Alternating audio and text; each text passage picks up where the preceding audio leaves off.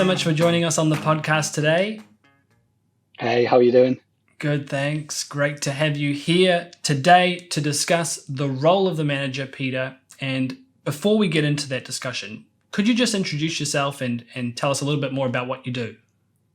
Yes, I'm a leadership coach and I'm a creativity and innovation consultant. I'm the founder of the Mind Takeaway, which is basically I guess you could say an experiential learning platform and a place where we just instill all of the stuff that we know about what constitutes authentic leaders and the like.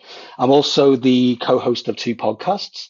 And I know we were talking about that offline last time. And one of them is really exploring creativity and leadership. The other one is all about diversity and inclusion. Nice. Perhaps just for our listeners, you can give the name of those podcasts in case they want to have a listen. Thank you. Nice little plug. I appreciate that. Yeah, so the first one is called the Mind Takeaway podcast. And the second one, which is our newest podcast, is called Unlearning Labels. Okay, thank you for that. Now, Peter, as Joe already said, so we are going to talk a little bit about the role of the manager today. And if we look at that role of the manager, it has changed quite a lot in 2020, but most of the changes that managers made, they happened in a reaction to last year's event. So a lot of managers were forced almost overnight to start managing differently because a lot of people were remote or they were finding themselves with people that all of a sudden had to take a lot of extra security measures into account. So the changes in a lot of the managers' styles were mostly a reaction. But I think what could be really interesting is to look at how managers could be more proactive in a certain sense. And I think regenerative leadership, and that's what we'll be touching on in a bit, regenerative leadership can be a really good way for organizations to develop managers who are proactive rather than reactive. But before we dive into that, could you perhaps explain what regenerative leadership is? Well, yeah, it sounds like a right mouthful, doesn't it? It's an interesting label. But for me, and again, I think there's a lot of people out there using this label right now because I think it's quite trendy. So it could touch on sustainability and business practice, the practices that protect the planet.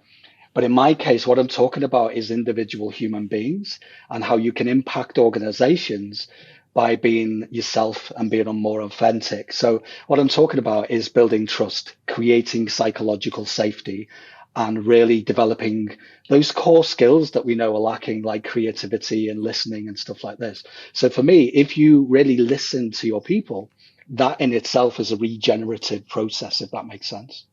So regenerative leadership to me is just being of service. It's really understanding that you don't actually really own that title. So for example, I was interviewing someone in our last episode and actually, what this person said was really interesting. He said, I don't see myself as a leader. It's for other people who have impacted, or, it's for them to say, wow, that person actually is a leader. And that's the thing. I mean, we all call ourselves leaders in leadership teams innocently, right? But it's really down to the employees or your team or the organization to really instill that in, are they really leaders, if that makes sense? So for me, it's like, yeah. So when I say I'm a leader, I was a leader in the past for organizations. It's a little bit more tongue in cheek because it really is for someone else to say, wow, Peter impacted me. And if you can impact one person with the work that you do, then it's job done for me, if that makes sense. It does. And Peter, here we are in 2021, and we all know we're still living through this thing called COVID.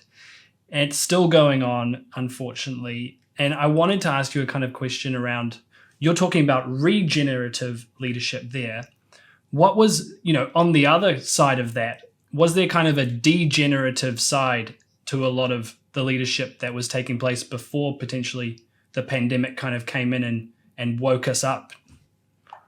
Yeah, for sure. And as Nelly said, that COVID was kind of a handbrake. I know we talked about this before, right?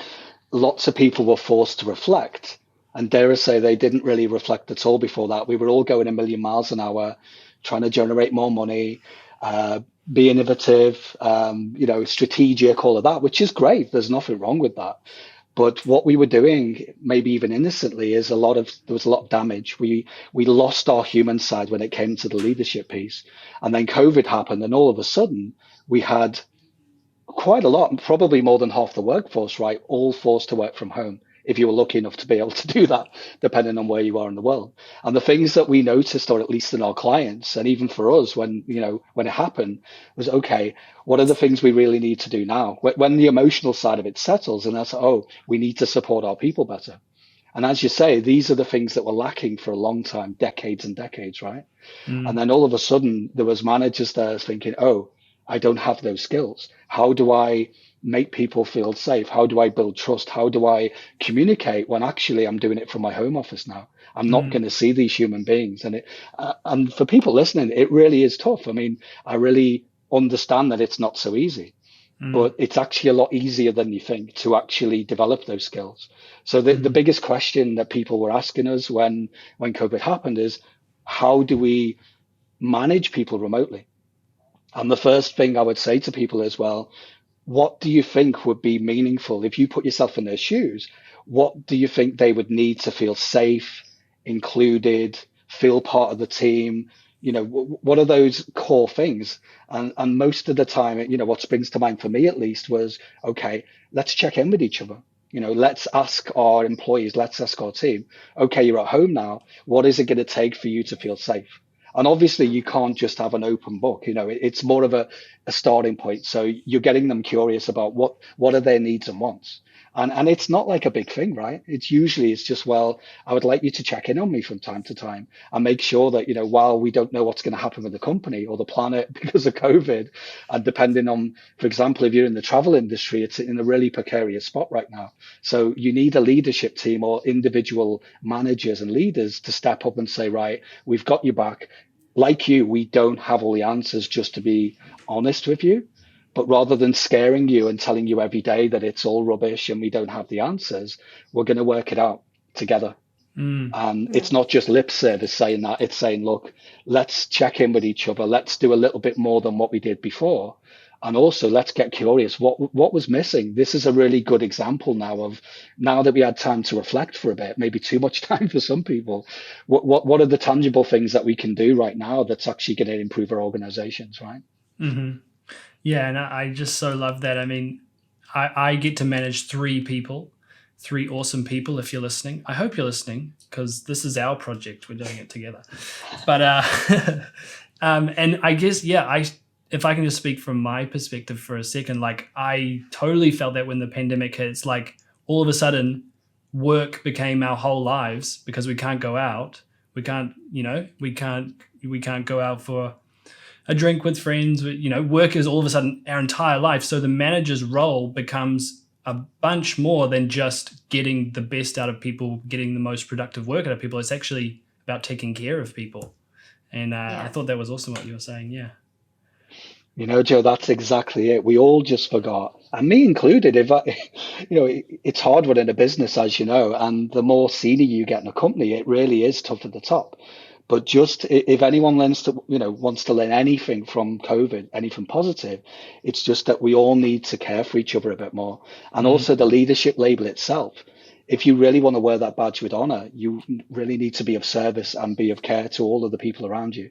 And we just all forgot that because of digitization. We were all going a million miles an hour. And it sometimes takes a complete calamity to bring us back to reality, right? For sure. Definitely.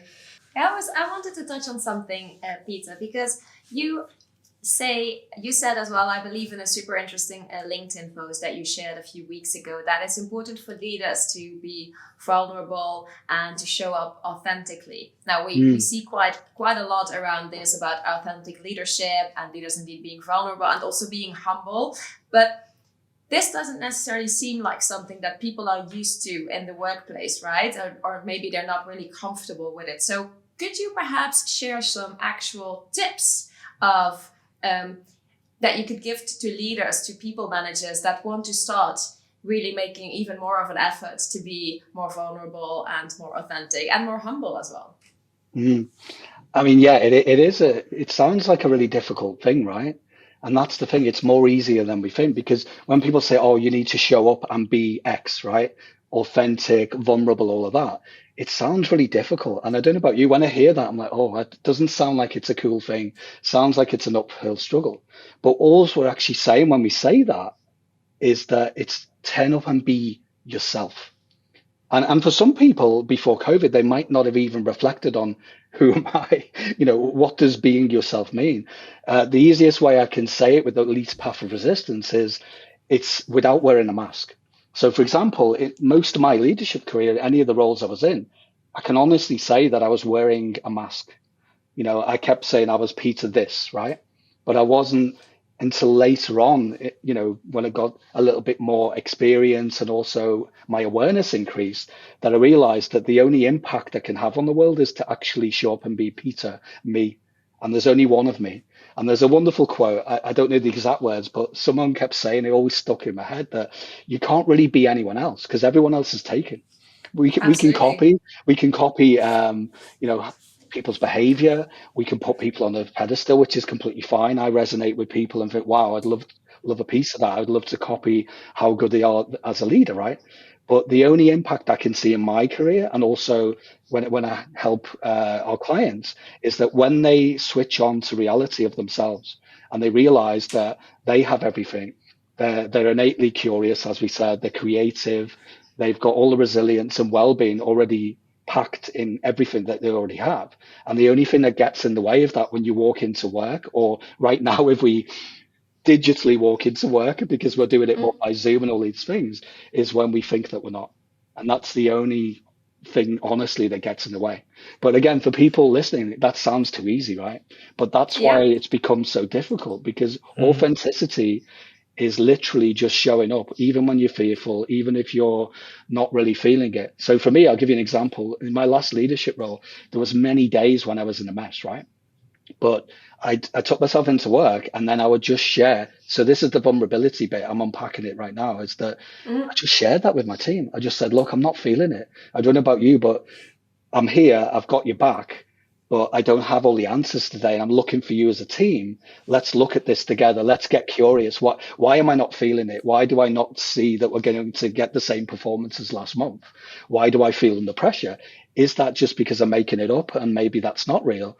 And then as soon as you have a connected conversation with other human beings, whether it's other leaders or your team, you realize that it sounds cheesy, but it is sharing your problems and getting it out your head and not internalize it is the best thing you could ever do. And that's pointing back to the authentic bit, I guess. Mm.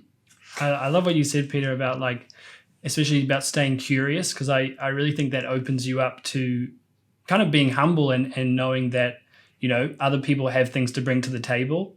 And what I was interested in you saying earlier was that sense of being able to say as a manager or a leader, I don't know the answer. Do you have any reflections on what stops managers feeling like they can say that? That's a great question. And the only thing that springs to mind is fear. And fear carries lots of different cloaks and labels. It can manifest itself in the most sneaky way. There's lots of times when I'm telling myself, before going into I'm not fearful and all of this, but then it turned into anger because I was angry at something that went on, and that kind of detracts as well. But I think that the base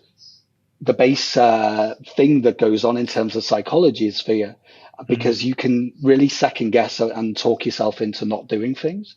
Mm-hmm. So for me, I just got curious about fear. I was just like, okay, the best question a leader can ask yourself, is this really true? So if you're feeling something, anything, you're a human being, which is totally fine. So for people listening, it's okay to be fearful. You don't have to fight it. You don't have to change that actual mind state. In fact, it's better if you just get curious about it, and then, like it or not, it just disappears, and you can get on with your day, even if you're not feeling 100%. And that's what I learned to do, in the last couple of decades, was that, okay, is that really true? Yes or no? And even when I wasn't really feeling confident, I could still operate at such a high level. And that's what I got curious about and why I studied more around psychology and coaching. Because I was like, how is that? How can we, through lots of adversity, and for example, have even a train wreck of a personal life, and then walk into work and completely own it and impact people, make them feel safe, and go home thinking, wow, at least that went well. And then, you've got other things to sort out. Mm. Yeah. That's brilliant insights, and want to maybe just change tack a little bit, Peter, and kind of we've been talking about the manager level. Want to talk more from an organizational level for a moment, potentially from the HR department's level as well. What can those two entities, the HR department and the organization itself, do to really equip managers to be these regenerative leaders? Mm. Yeah, I mean, we've talked about this before, right? And there's no easy silver bullet answer, but they just need to start listening to that middle layer. I think we talked about this last time, that what I noticed is in all organizations, even the best ones in the world, that middle layer is the layer that gets the most heat. They're the humans in a rock and a hard place, if we're really honest, because they do get trained. And a lot of them do go through leadership development programs in the larger organizations. But what I found is that they're kind of off the shelf, one size fits all programs. And what you find is that actually by putting them through that, you can actually cause a lot more problems than you even wished for, because you're kind of sheep dipping everyone to be the same shape and the same, and act the same, like we're a bunch of robots. And as you know, we're humans are not like that. For example, we do try to be like that because of digitization, but we're not algorithmic by nature.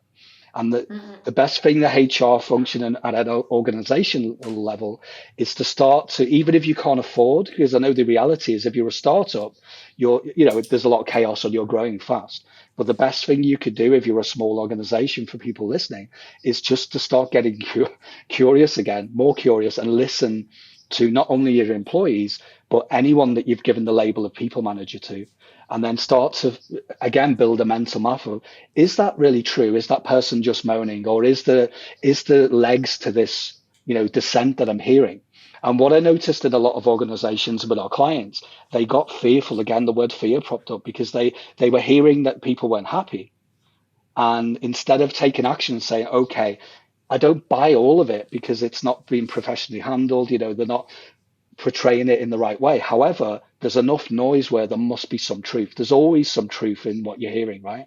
So it's down to the HR function and the leadership team to go, okay, how can we start to listen to the pulse of the organization?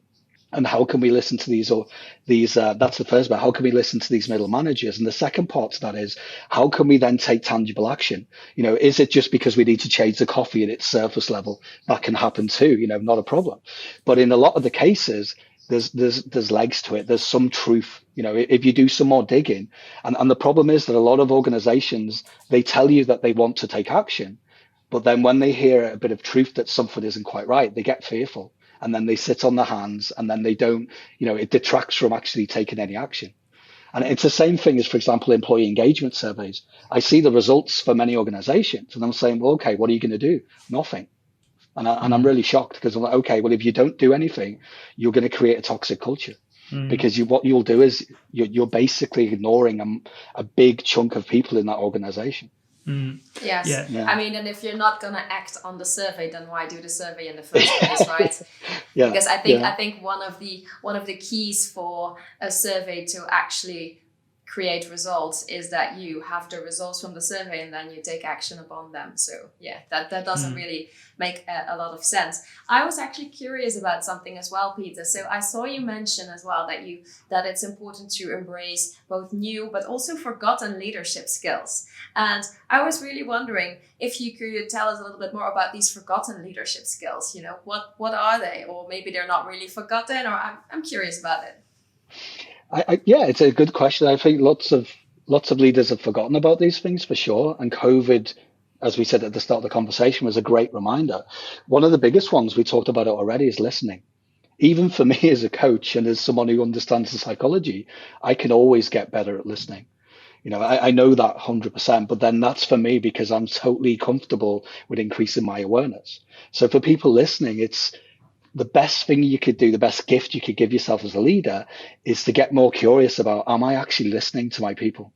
And when I say listening, I don't mean like I used to do in the past, trying to be smart and listen with a really clever reply, because I can debate and hold your own in meetings and, deal with the peer pressure.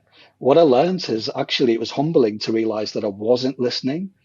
And I was always listening to reply. And then if you do that, how can you possibly be hearing what another human's telling you? So the first thing about listening, and people call it active listening, which I think overcomplicates it. It just simply means empty your mind. I mean, you can't just empty it. You're going to think of stuff, but just give someone the gift of 2 minutes. And if you've not done that before, in your next one-to-ones with your team or your next team meeting, just say, right, I'm listening. I've got nothing on it. Let's go. And you'll be amazed at what comes out. I did that all of my career, whether it was on one-on-one. That's how I started my initial conversations, even when I was doing appraisals. Of course, we need to look at performance, the framework, and the KPIs and scorecards and how people perform. But I was always very super curious about, okay, what's going on for this person individually, and only then can we clear that and they feel safe and listened to. Could I then get their full attention to do all of the other bits as well, if that makes sense? Yeah, I think it's so true, Peter, and there's such a difference between listening to actually understand versus listening to respond. And I think it also comes back even to an organizational level of what you were saying before, like do organizations do a survey just to then reinforce what they already want to do or respond to what they already want to do, or is it kind of is it a blank sheet of paper in a sense that then they can build on? I think that's so crucial, because so many people will say, I know how to listen. Like, everyone knows how to listen, but do you really know how to listen? That's the key. Yeah, and I'll be honest, I didn't really know how to listen, and I'm a musician as well, so I was listening to sound at a granular level, but I wasn't listening to other human beings and giving them the gift of my time. And honestly, as soon as I did that, I kid you not, my traction and my impact on other people was off the scale. I couldn't believe it. I was actually quite shocked when it happened, because I can remember exactly when I changed tact, when I started to just clear my diary of things that could be moved, because let's be honest, we're all busy right now, and you can't just clear all of your time and just go out there and have no structure around it. But I would challenge anyone that says they're too busy to listen to their people, because I just don't buy that. And I hear it a lot, and I know it's innocent because people feel under pressure, but give yourself that gift, because it's a two-way street. It's not just about giving back to your people. You will save your career by doing this. I know it did for me. So, yeah.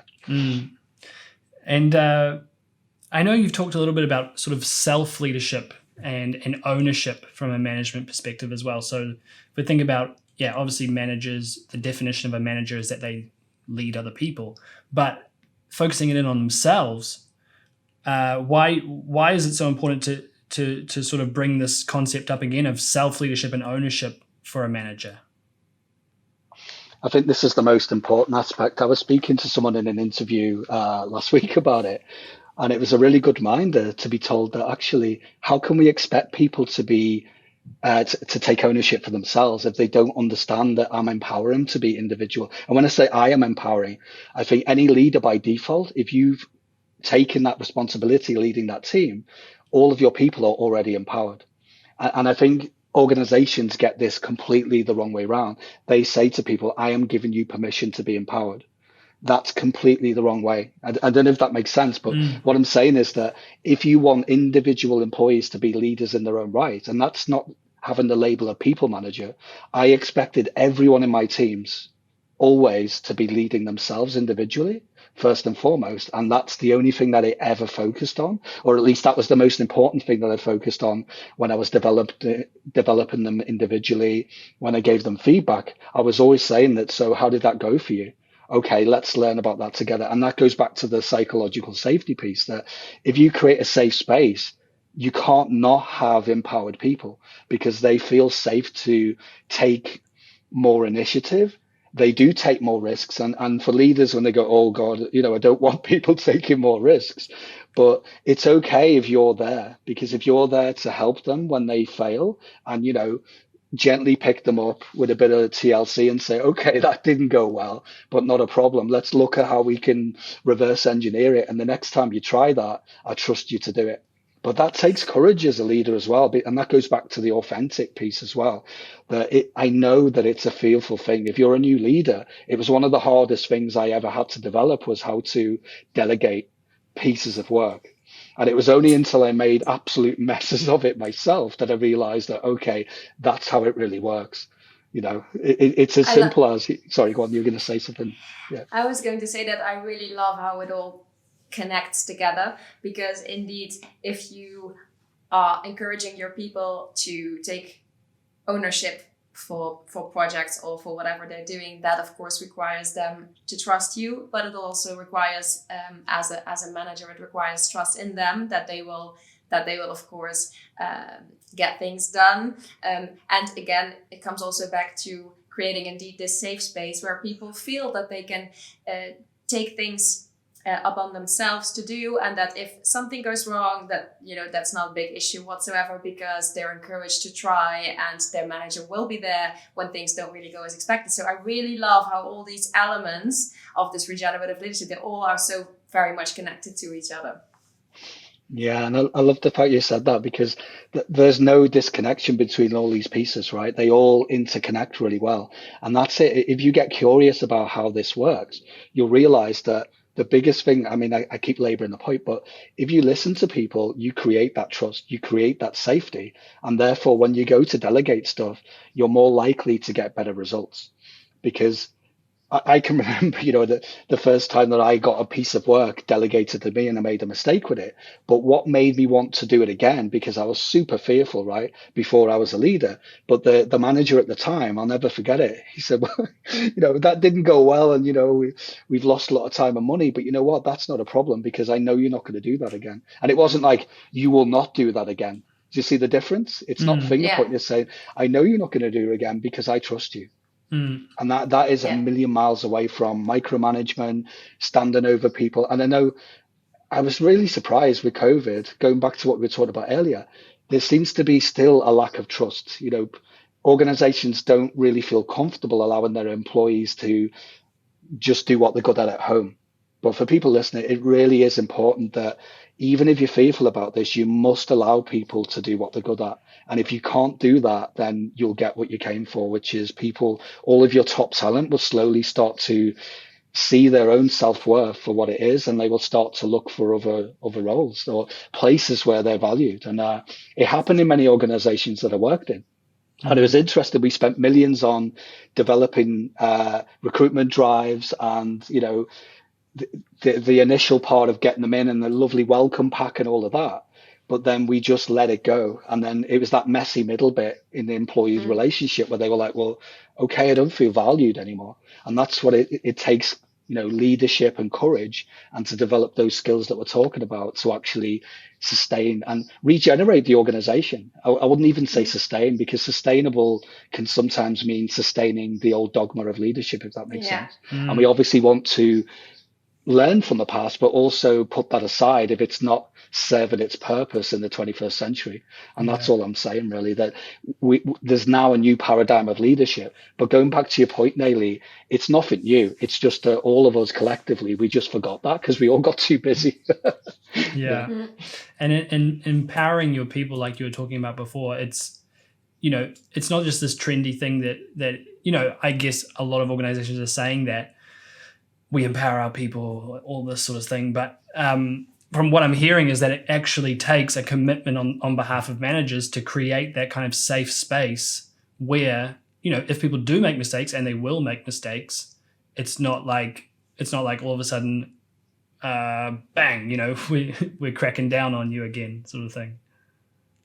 It's like what we said before as well, Joe, that you need to give people the freedom to fail, right? Yeah. And also, and I mean, this has been said many times already, but I still think it's strong. You need to start looking and thinking about failure, so to speak, as learning moments. What can we learn from them? And I think that was really, really strong what you said, Peter, as well, about when you were in one of your previous roles, you made a mistake and it cost a lot of money, but basically your manager said, okay, I know you're not going to do it again. I think he meant that indeed in a way that, okay, you learned from this. So that's why, this won't happen again. And indeed not in a way like, you're certainly not going to do that again. So Yeah. And I mean, this is a good segue. Sorry, Joe, before you mentioned about, you're curious about creative leadership. And I think I went off on a bit of a tangent just to bring it back creativity in leadership, those two words for me are totally interconnected, because all of us, right? I see every human, and okay, I'm a creative consultant as well, but I see leadership as a very innately creative thing, because every day you've got to show up and you've got to go, okay, I don't have all the answers. So, you either have to turn to yourself and, look for new ways and insights and ways of working, or like I said before, you need to trust your people.